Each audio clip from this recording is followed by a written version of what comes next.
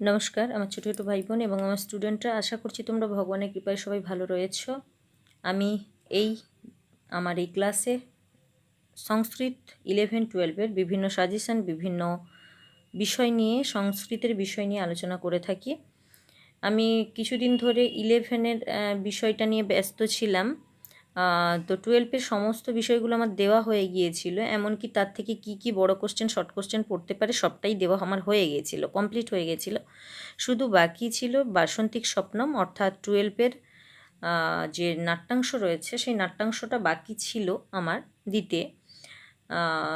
তো আমাকে কমেন্ট করে কিছু স্টুডেন্ট বলেছে যে ম্যাডাম আমাদের এখনো পর্যন্ত নাটকটা বাকি রয়েছে, নাটকটা দিন। তাই আজকে আমি 11-এর ক্লাস নয় 12-এর ক্লাস নিয়ে উপস্থিত হয়েছি। যারা কন্টিনিউ ক্লাস করো তারা তো জানোই, আর যারা নতুন এসেছো তাদের উদ্দেশ্যে বলবো আমার এখানে এভাবেই ক্লাস পাওয়া যায়। প্রত্যেকটা বিষয়ের কিছু অংশ তুলে সেটাকে বোঝানো হয় এবং সেখান থেকে কি কি শর্ট কোশ্চেন আসতে পারে সেগুলো আমি জানিয়ে দিই, এবং সমস্ত পড়াটা শেষ হয়ে গেলে এখান থেকে এবছরের জন্য ইম্পর্ট্যান্ট বড় কোশ্চেন বলে দিই। অতএব এগুলো যদি জানতে চাও তাহলে যারা নতুন এসেছো তাদের বলবো অবশ্যই আমার চ্যানেলটার দিকে তোমাদেরকে লক্ষ্য রাখতে হবে। তার জন্য আমার চ্যানেলটাকে সাবস্ক্রাইব করে পাশে থাকা বেল আইকন প্রেস করে অল নোটিফিকেশন করে দিও। তাহলে আমি যখন যেইরূপ ভিডিও নিয়ে উপস্থিত হব সময় মতো তোমরা সেগুলো নোটিফিকেশন আকারে পেয়ে যাবে। চলো কথা না বাড়িয়ে তাহলে আমরা আজকের আলোচনাটা শুরু করি। বাসন্তিক স্বপ্নম কি সেটা আমরা জেনেছি, বলা হয়েছে একটা নাটক বাসন্তিক স্বপ্নম। কে লিখেছেন? আর কৃষ্ণমাচার্য। আর কৃষ্ণমাচার্য বাসন্তিক স্বপ্নমটা কিন্তু লিখেছেন ঠিকই, তো এই বাসন্তিক স্বপ্নমটা কিন্তু অনুদিত গ্রন্থ বা অনুবাদ গ্রন্থ। কোথা থেকে অনুবাদ করা হয়েছে? ইংরেজি যে লেখক ছিলেন শেক্সপিয়ার, সেই শেক্সপিয়ারের লেখা এ মিড সামার নাইট ড্রিম থেকে সেই কাহিনীকেই উপজীব্য করে 5টা অঙ্কে বাসন্তিক স্বপ্নম নাম দিয়ে সংস্কৃতে অনুবাদ করেছেন আর কৃষ্ণমাচার্য। সেই বাসন্তিক স্বপ্নম যেটা শেক্সপিয়ার লিখেছিলেন এ মিড সামার নাইট ড্রিমস, তার প্রথম অঙ্কের কিছুটা অংশ আমাদের পাঠ্যাংশ 12-এর পাঠ্যাংশে দেওয়া হয়েছে। সেটা আমরা যতটা দেওয়া হয়েছে একদিনে তো অত পারা যাবে না, তাই ভেঙে ভেঙে আমি এনেছি দেখব। এই আর কৃষ্ণমাচার্য ইনি জন্মগ্রহণ করেছিলেন দক্ষিণ ভারতের পুডুকোটা শহরে। তিনি একজন শ্রেষ্ঠ সংস্কৃত চর্যার শ্রেষ্ঠ একজন পণ্ডিত ছিলেন।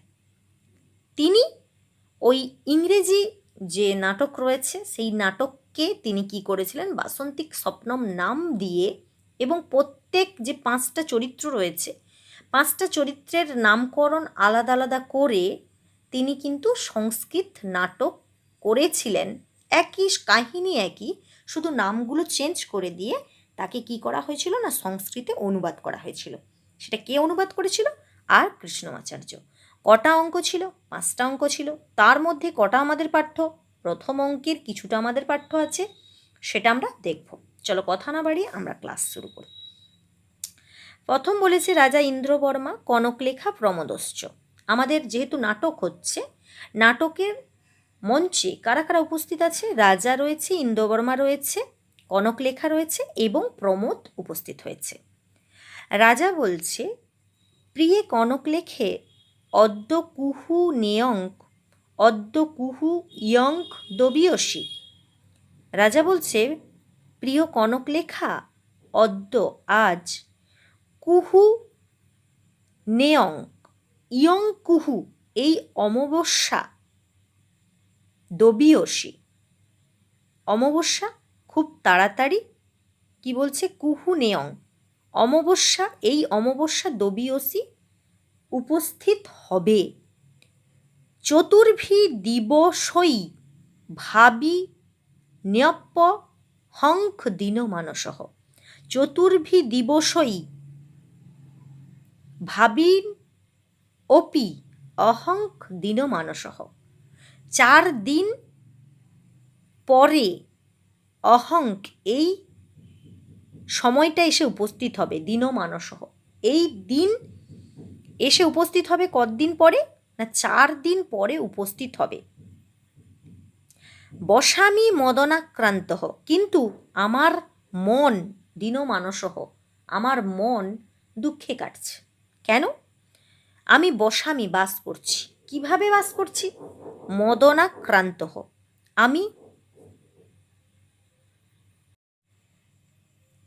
আমি বাস করছি মদনাক্রান্ত, আমি মদনের স্বরে। মদনের স্বরে মানে আমাদের কামনা বাসনার দেবতার নাম হচ্ছে মদন। সেই মদন যে দেবতা, সেই দেবতার স্বরের দ্বারা আক্রান্ত হয়েছি। শশাঙ্ক স্ত্যতি নির্ঘিনঃ, শশাঙ্ক অতি নির্ঘিনঃ।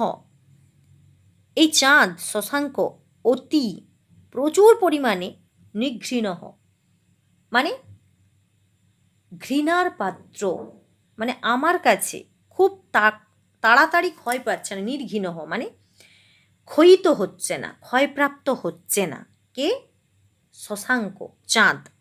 চাঁদ যদি ক্ষয়প্রাপ্ত হয় তখনই অমাবস্যা আসবে, আর রাজার বিবাহ হবে অমাবস্যাতে। তাহলে অমাবস্যা আসার জন্য চাঁদকে ক্ষয়প্রাপ্ত হতে হবে, চাঁদকে ছোট হতে হবে। তাই বলছে শশাঙ্ক অতি নিঘৃণ। এই শশাঙ্ক খুব তাড়াতাড়ি কিন্তু ক্ষয়প্রাপ্ত হচ্ছে। যত অসৌ যেহেতু এই ক্ষীয়মানপি ক্ষীয়তে সত্তরং নমে, যেহেতু এ ক্ষীয়মানপি, যেহেতু এ বলতে কি? অসৌ, মানে এই চাঁদটা ক্ষীয়মানপি, যেহেতু এই চাঁদটা ক্ষীয়মান ক্ষয়প্রাপ্ত হচ্ছে, অপি তথাপি ক্ষীয়তে সত্তরং মে, তথাপি তবুও ক্ষয়প্রাপ্ত হচ্ছে না সত্তরং তাড়াতাড়ি আমার কাছে, ন মে আমার কাছে তাড়াতাড়ি কিন্তু ক্ষয়প্রাপ্ত হচ্ছে না। বলা হয় যে শশাঙ্ক খুব তাড়াতাড়ি কি করছে না ক্ষয়প্রাপ্ত হচ্ছে, কিন্তু যেহেতু আমার মনটা খুব দুঃখিত হয়ে রয়েছে, তাই ক্ষয়প্রাপ্ত হলেও আমার কাছে মনে হচ্ছে না যে চাঁদটা খুব তাড়াতাড়ি ক্ষয়প্রাপ্ত হচ্ছে। অস্মদ উদ্বাহ মুদ্দেশ্য, আমাদের বিবাহ, উদ্বাহ মানে বিবাহ, আমাদের বিবাহের উদ্দেশ্যে সো অস্মি পর্যুৎ সুখ সখী, সহ অস্মি আমিও, পর্যুৎ সুখ সখী। সখী বলতে কাকে বোঝানো হয়েছে? যার সাথে রাজার বিয়ে হবে তাকে বলা হয়েছে যে আমি খুব উৎসুক হয়ে রয়েছি। অস্মৎ আমাদের উদ্বাহ উদ্দেশ্য, বিয়ের উদ্দেশ্যে আমি খুব উৎসুক হয়ে রয়েছি। পর্যাৎ সুকহ, আমি খুব উৎসুক হয়ে রয়েছি সখী। কিং করমি বরারোহে, কি করি সুন্দরী, বরারোহে মানে সুন্দরী, কি করি সুন্দরী।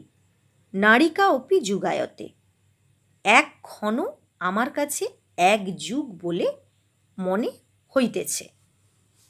তখন তাঁর যার সঙ্গে বিয়ে হবে তার প্রিয়া কনকলেখা, তিনি বলছেন বল্লভ ও হে প্রিয়ে বা স্বামী, যে কোনো একটা এখানে হতে পারে।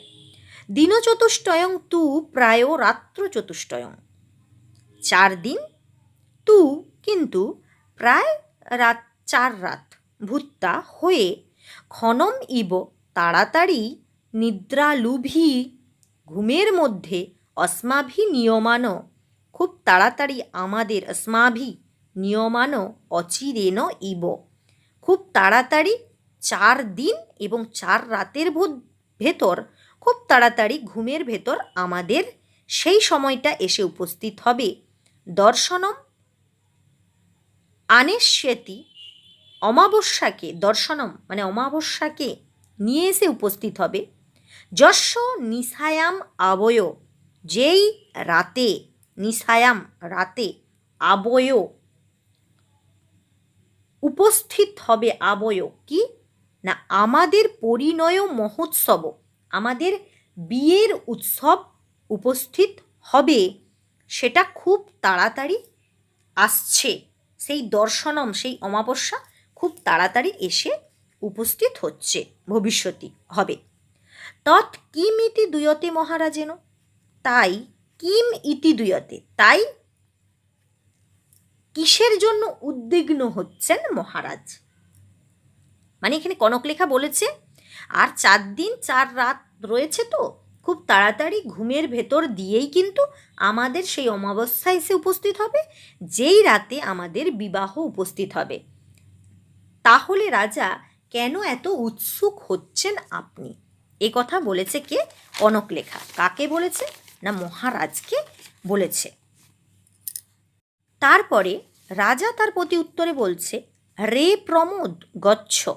প্রমোদকে, রাজার যে মন্ত্রী তার নাম হচ্ছে প্রমোদ, বলছে রে প্রমোদ, ওরে প্রমোদ, গচ্ছ যাও, সম্প্রতি প্রতিরথ্যম, সম্প্রতি তাড়াতাড়ি, প্রতিরথ্যম রথে হয়ে, অস্মৎ নগরস্য, এই নগরে, অস্মৎ এই নগরে, তুমি তাড়াতাড়ি যাও রথে করে এই নগরে। কোন নগরে?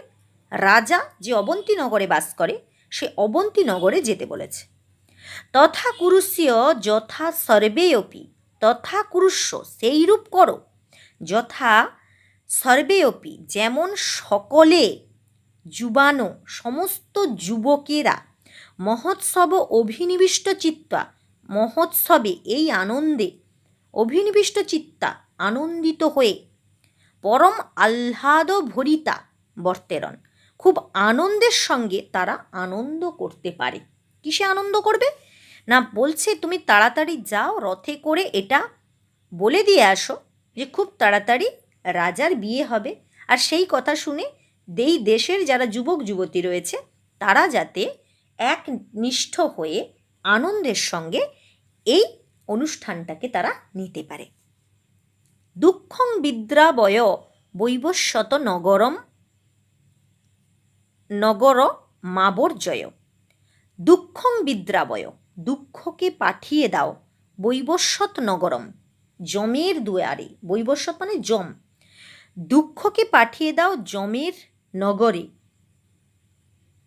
আবর্জয় মানে পাঠিয়ে দাও, বৈবস্বত নগরম আবর্জয়, দুঃখকে পাঠিয়ে দাও বৈবস্বত নগরে, সর্বদ প্রমোদম এবং নিয়ে আসো সমস্ত জায়গায় আনন্দ বা সুখকে নিয়ে আসো। প্রমোদম মানে সুখ বা স্বাচ্ছন্দ্য বা আনন্দ।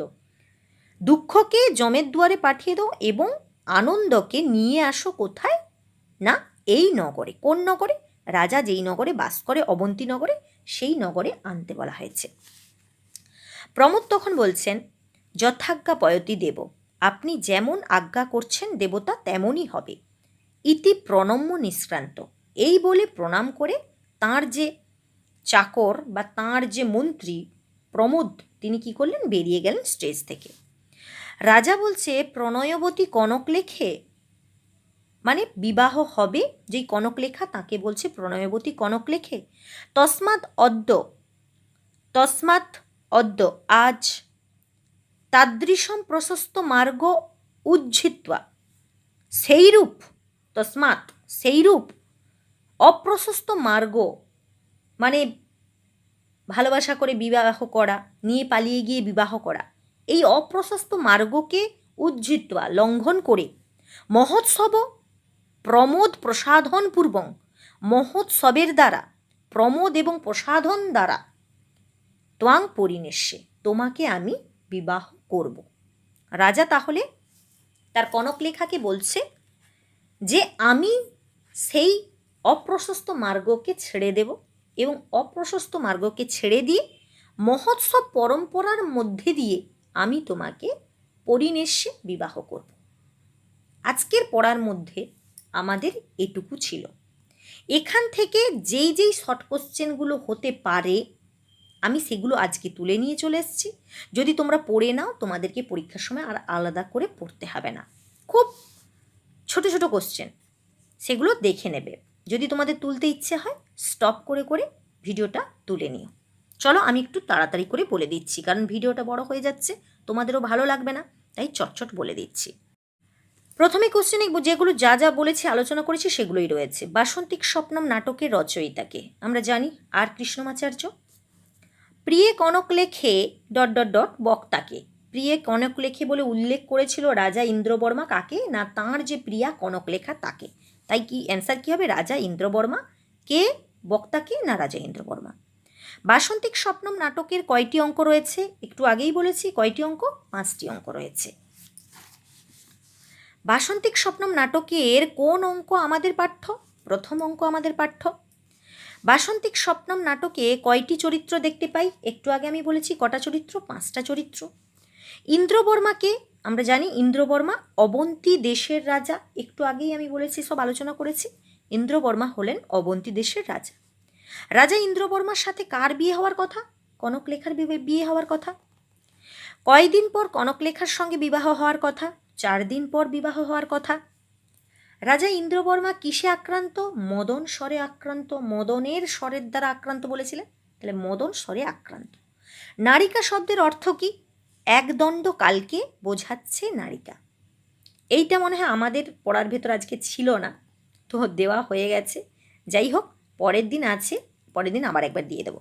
নারিকা শব্দের অর্থ কি? একদণ্ড কালকে বোঝাচ্ছে। এটা না করলেও হবে, পরের দিন আসবে তখন আমরা নিয়ে দেবো।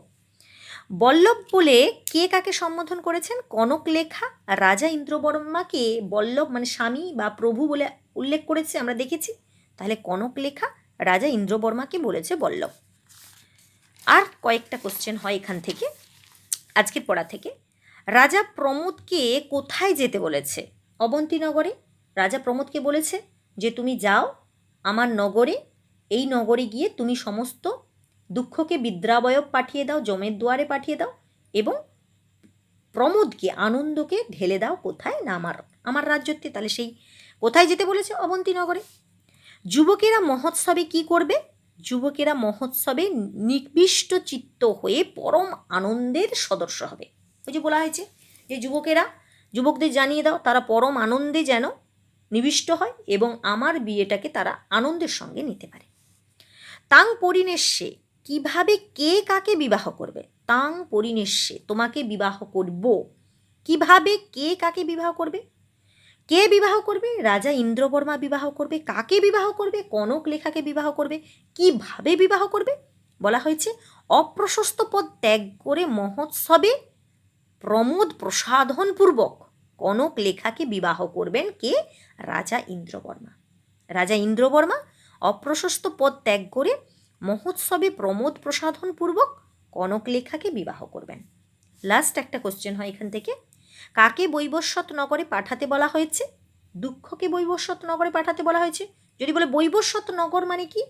বৈবস্বত নগর মানে হচ্ছে যমের দুয়ার বা যমের নগর। তাহলে কাকে বৈবস্বত নগরে পাঠাতে বলা হয়েছে? দুঃখকে পাঠাতে হয়েছে। এখানে আরেকটা কোশ্চেন একটু ঘুরিয়ে আসতে পারে, সেটা আমি বলে দিচ্ছি, তোমরা তুলে নিও।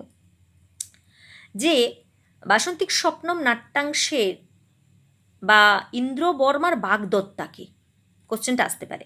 বাসন্তিক স্বপ্নম নাট্যাংশের রাজার বাগদত্তাকে অথবা রাজা ইন্দ্রবর্মার বাগদত্তাকে, একই অ্যান্সার হবে কনকলেখা। শুধু কোশ্চেনটা ঘুরিয়ে পড়তে পারে, আমি বলে দিলাম, তোমরা এটা লিখে নিও। চলো আজ আর ক্লাসটাকে বাড়াচ্ছি না। যদি এইরূপ ক্লাস পেতে চাও আর যদি আমার ক্লাসটা সত্যিই তোমাদের ভালো লেগে থাকে, আমার মোটিভেশনের জন্য অন্তত লাইক করো, পারলে তোমার বন্ধুদের সাথে শেয়ার করো। আর এইরূপ ক্লাস পাওয়ার জন্য যারা নতুন এসেছো তাদের উদ্দেশ্য বলবো অবশ্যই আমার চ্যানেলটাকে সাবস্ক্রাইব করে নাও। আর সময় মতো ক্লাসটা পাওয়ার জন্য অল নোটিফিকেশান অন করে দিয়ে আমার পাশে থাকো, তাহলে অবশ্যই তোমরা সময় মতো কোশ্চেন পেয়ে যাবে। আমি চেষ্টা করছি পুজোর মধ্যেই তোমাদেরকে ফাইনাল সাজেশান দিয়ে দিতে, যাতে তোমরা ভালোভাবে পড়তে পারো এবং উচ্চ মাধ্যমিকে অনেক নাম্বার তুলতে পারো। চলো, যতক্ষণ না নতুন ভিডিও নিয়ে উপস্থিত হচ্ছি ততক্ষণ সবাই ভালো থাকবে, সুস্থ থাকবে।